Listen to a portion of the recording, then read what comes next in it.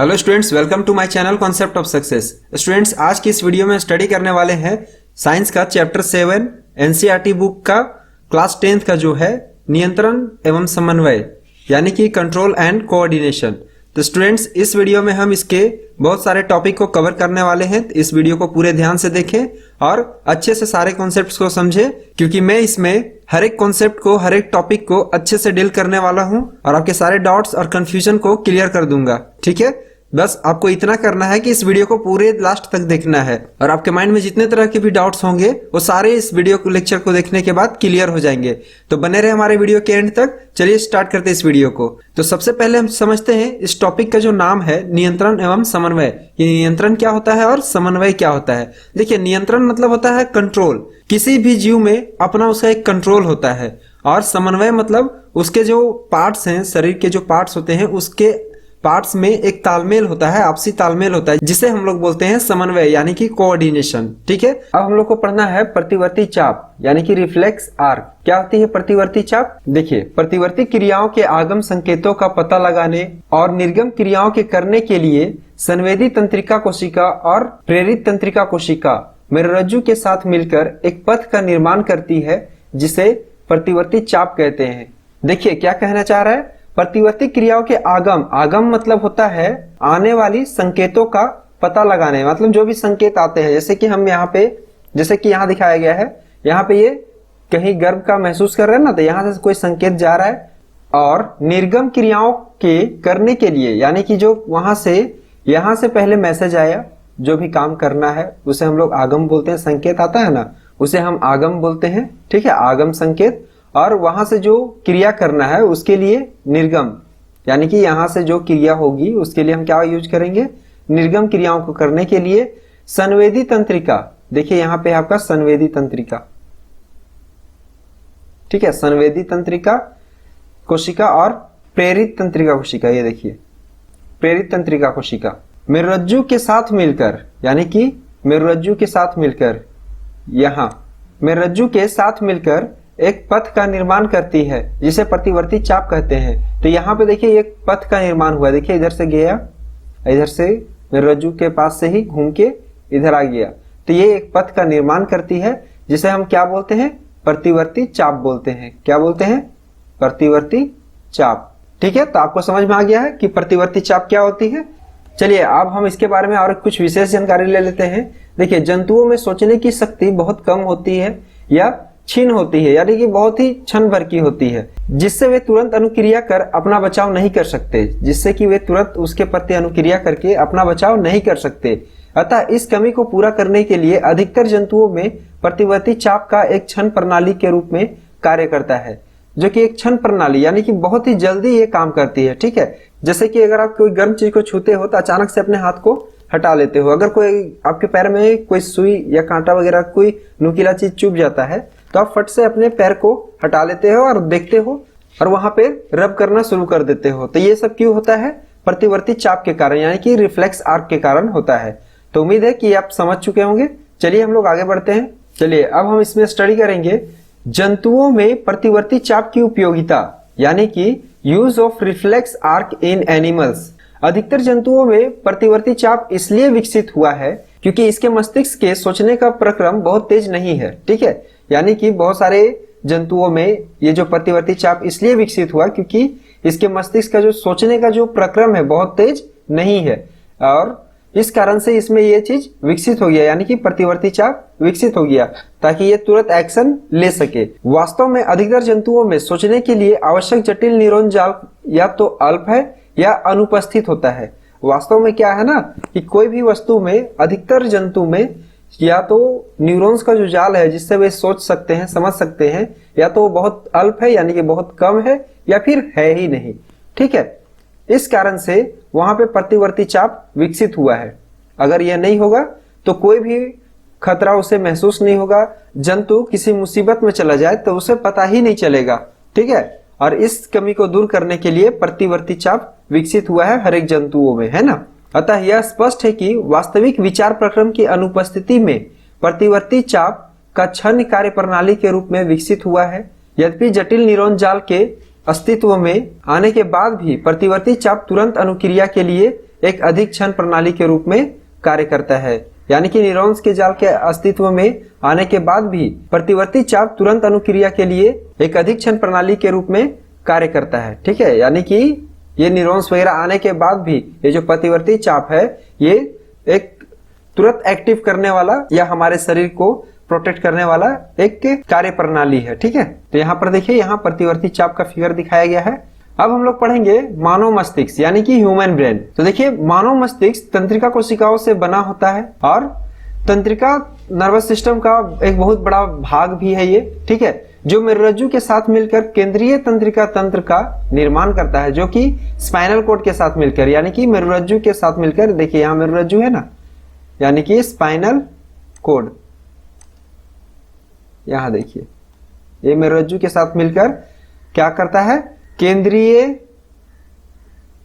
तंत्रिका तंत्र का निर्माण करता है। ठीक है, केंद्रीय तंत्रिका तंत्र का भाग है जो बहुकोशिकीय जंतुओं की सभी क्रियाओं पर नियंत्रण और नियम करता है। ठीक है, यानी कि केंद्रीय तंत्रिका तंत्र यानी सेंट्रल नर्वस सिस्टम ये तंत्रिका तंत्र का भाग होता है जो बहुकोशिकीय जंतुओं में, यानी कि जो मल्टीसेलर ऑर्गेनिजम्स होते हैं उसमें क्रियाओं पर नियंत्रण, उनके सभी क्रियाओं पर नियंत्रण और नियम करता है। ठीक है, कंट्रोल करता है और उसके ऊपर रूल्स करता है। ठीक है, आगे देखिए, मस्तिष्क खोपड़ी द्वारा सुरक्षित रहता है। ये जो मस्तिष्क होता है हमारा, ठीक है, ये जो ब्रेन होता है, ये खोपड़ी जिसे हम लोग बोलते हैं कपाल, इसके द्वारा ये क्या रहता है, सुरक्षित रहता है। तो यहाँ पर देखिए, यहाँ एक फिगर दिखाया गया है जिसमें कि ये ह्यूमन है और इसमें ये जो ब्रेन है, ठीक है, ये ब्रेन क्या से बना होता है, देखिए न्यूरॉन सेल से बना होता है। इसमें बहुत सारे न्यूरॉन्स मिले हुए रहते हैं, बहुत सारे न्यूरॉन्स का यहाँ एक जाल होता है। ठीक है, यहाँ पर पूरा इसका गुच्छा ही होता है और इसी से ये बना होता है हमारा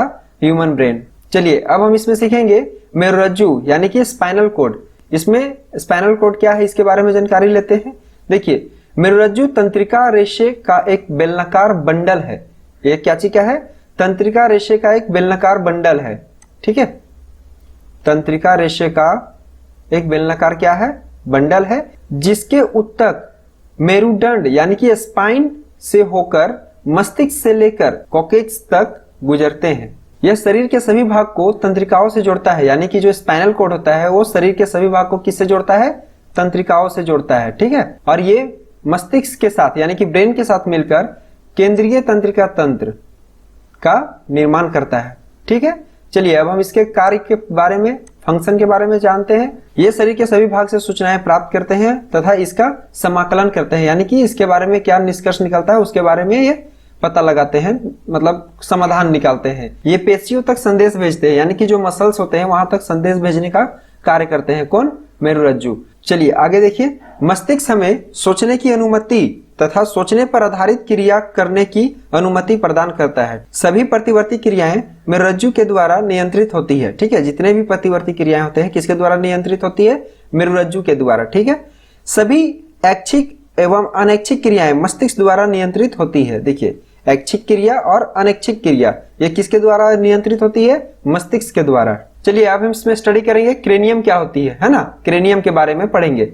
मानव खोपड़ी का वह भाग जो मस्तिष्क को सुरक्षा प्रदान करता है, जिसमें मनुष्य का दिमाग स्थित रहता है, उसे क्या बोलते हैं हम लोग, क्रेनियम बोलते हैं। मस्तिष्क आवरण यानी कि मीनिंग्स, मस्तिष्क आवरण 3 पतली झिल्लियों से बना एक आवरण है जो मानव मस्तिष्क को आंतरिक आघात से सुरक्षा प्रदान करता है, जिसे हम लोग ब्रेन कवर भी बोलते हैं। इसके अंदर एक तरल पदार्थ भरा रहता है जिसे सेरिब्रोस्पाइनल फ्लूइड कहते हैं। ठीक है, यहाँ पे देखिए सेरिब्रोस्पाइनल फ्लूइड, यहाँ पर ये जो ब्लू ब्लू दिखाया गया है, ठीक है, इसे हम लोग बोलते हैं सेरिब्रोस्पाइनल फ्लूइड। यह मस्तिष्क से मेरुरज्जु तक फैला रहता है। देखिए, ये मस्तिष्क से लेकर, ये देखिए मस्तिष्क से लेकर यहाँ देखिए इधर तक है ना फैला हुआ ब्लू ब्लू, ये मेरुरज्जु तक यानी कि स्पाइनल कोड तक फैला रहता है। ठीक है, तो आप इसे अच्छे से याद कर लीजिएगा। देखिए, cerebrospinal fluid is a clear fluid that surrounded the brain and spinal cord. देखिए, अभी इसी चीज को मैं बताया हूं कि ये जो सेरिब्रोस्पाइनल फ्लूइड जो होता है ये ब्रेन से लेके स्पाइनल कोड तक फैला हुआ रहता है ना, सराउंडेड रहता है यानी कि घिरा हुआ रहता है। अब है CSF यानी कि सेरिब्रोस्पाइनल फ्लूइड। देखिए, सेरिब्रोस्पाइनल फ्लूइड यह मस्तिष्क आवरण के 2 परतों के बीच में पाए जाने वाला एक तरल पदार्थ है जो मस्तिष्क के आंतरिक आघात से सुरक्षा प्रदान करता है। यानी कि अगर कोई आपके सर पे अचानक से मार दे या फिर आपको चोट लग जाए तो आपको अचानक से ब्रेन में असर नहीं होगा। वो क्या करेगा, ये जो सेरिब्रोस्पाइनल फ्लूइड है इसमें ये उस जो प्रवाह है उसको एब्जॉर्ब करेगा, यानी कि खींच करके उसको कम करने की कोशिश करेगा। वही यहाँ पे लिखा है जो मस्तिष्क को आंतरिक आघात से सुरक्षा प्रदान करता है और मस्तिष्क आवरण शोथ से बचाता है, यानी कि किसी भी चोट टूट से ये बचाता है। चलिए आगे बढ़ते हैं। चलिए इसमें हम पढ़ेंगे मस्तिष्क के भाग और उनके कार्य, the parts of brain and their functions. ठीक है, तो सबसे पहला है इसमें अग्र मस्तिष्क। पहला हम लोग क्या पढ़ना है, अग्र मस्तिष्क यानी कि फोर ब्रेन। यह सोचने वाला मुख्य भाग है। देखिए यहाँ पर है अग्र मस्तिष्क जिसे हम लोग बोलते हैं फोर ब्रेन, मतलब जितने भी प्रकार के सोचने और विचारने वाले जो भाग होते हैं या काम होते हैं वे अग्र मस्तिष्क के द्वारा किए जाते हैं। ठीक है, यहाँ पे देखिए अग्र मस्तिष्क के द्वारा किए जाते हैं, फोर ब्रेन से किए जाते हैं। इसमें सुनने, देखने और सूंघने के लिए विशेष भाग होते हैं। देखिए ये जो अग्र मस्तिष्क होती है फोर ब्रेन, इसमें सुनने के लिए, देखने के लिए और सूंघने के लिए विशेष भाग होते हैं। यह ऐच्छिक पेशियों के गति को नियंत्रित करता है। अग्र मस्तिष्क जितने भी ऐच्छिक पेशियों की गति है, जितने भी हमारे ऐच्छिक इच्छा के अनुसार जो पेशियां गति करती है उसको नियंत्रित करता है, यानी कि कंट्रोल करता है। इसमें भूख से संबंधित केंद्र है, यानी कि भूख लगने का भी जो केंद्र है इसी में है, अग्र मस्तिष्क में। ठीक है, चलिए दूसरा क्या है, मध्य मस्तिष्क यानी कि मिड ब्रेन। यह शरीर के सभी अनैच्छिक क्रियाओं को नियंत्रित करता है, यानी कि शरीर में जितने भी अनैच्छिक क्रिया हैं जो हमारे इच्छा के अनुसार नहीं होती है, जैसे कि हार्ट बीट का होना, सांस लेना, भोजन का पचना, इन सभी को नियंत्रित कौन करता है, मध्य मस्तिष्क यानी कि मिड ब्रेन। थर्ड है आपका पश्च मस्तिष्क यानी कि हिंड ब्रेन। यह भी अनैच्छिक क्रियाओं को नियंत्रित करता है।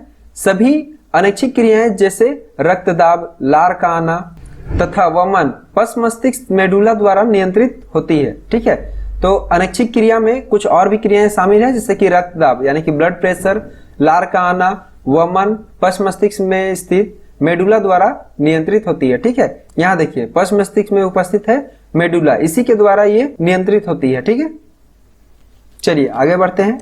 देखिए पश्च मस्तिष्क 3 केंद्रों से मिलकर बना होता है। ठीक है, ये जो पश्च मस्तिष्क होते हैं ये 3 केंद्रों से मिलकर बना होता है। देखिए अनुमस्तिष्क यानी कि सेरेबेरम, यह ऐच्छिक क्रियाओं की परिशुद्धि तथा शरीर की स्थितियों तथा संतुलन को नियंत्रित करता है। देखिए सेरेब्रम का क्या काम है, ये ऐच्छिक क्रियाओं की परिशुद्धि यानी कि जो इच्छा होती है, जो क्रिया की इच्छा होती है उसका परिशुद्धि करता है तथा शरीर की संस्थिति तथा संतुलन को नियंत्रित करती है। जैसे एक सीधी रेखा में चलना, साइकिल चलाना, एक पेंसिल उठाना इत्यादि, यानी कि जितने तरह के जो काम होते हैं, है ना, जो हम अपने हाथ पैर से देख कर सोच समझ के करते हैं, इसका नियंत्रण कौन करता है, अनुमस्तिष्क यानी कि सेरेबेरम। ठीक है, दूसरा है पॉन्स, यह श्वसन क्रिया के नियमित और नियंत्रण करने में भाग लेता है। ठीक है, पॉन्स क्या करता है, श्वसन क्रिया के नियमित और नियंत्रण करने में भाग लेता है। ठीक है, तीसरा क्या है, मेडुला ऑब्लोंगेटा यानी कि मेडुला ऑब्लोंगेटा सभी अनैच्छिक क्रियाएं जैसे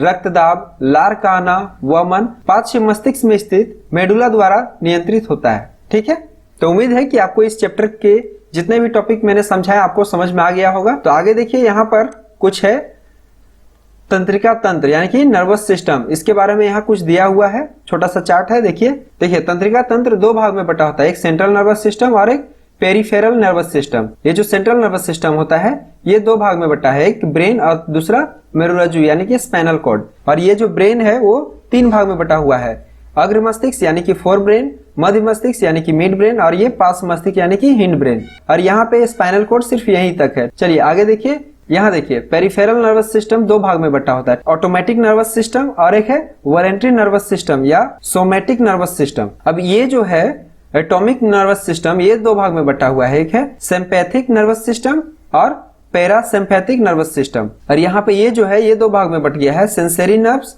और मोटर नर्व्स। तो मुझे उम्मीद है कि आपको इस चैप्टर के जितने भी टॉपिक्स मैंने आपको पढ़ाए आपको एग्जैक्टली क्लियर हो चुके होंगे। ठीक है, और अगर आपको कहीं डाउट है तो आप हमारे कमेंट बॉक्स में आकर कमेंट लिख सकते हैं, मैं कोशिश करूंगा आपको सेटिस्फाई करने की। और इसी तरह के आप अगर वीडियो चाहते हैं और इसी तरह के नोट्स आपको तैयार चाहिए तो आप हमारे चैनल से जुड़े रहें, हमारे चैनल को सब्सक्राइब कर ले, बेल आइकन को भी दबा दे ताकि आने वाली न्यू वीडियो की नोटिफिकेशन सबसे पहले आप तक पहुंचे। लाइक कर दे इस वीडियो को, क्योंकि आपके एक लाइक से हमें मोटिवेशन मिलती है और हम इस तरह के वीडियो को ज्यादा से ज्यादा बना पाते हैं। ठीक है, हमें अंदर से स्ट्रेंथ मिलती है आपके एक लाइक से।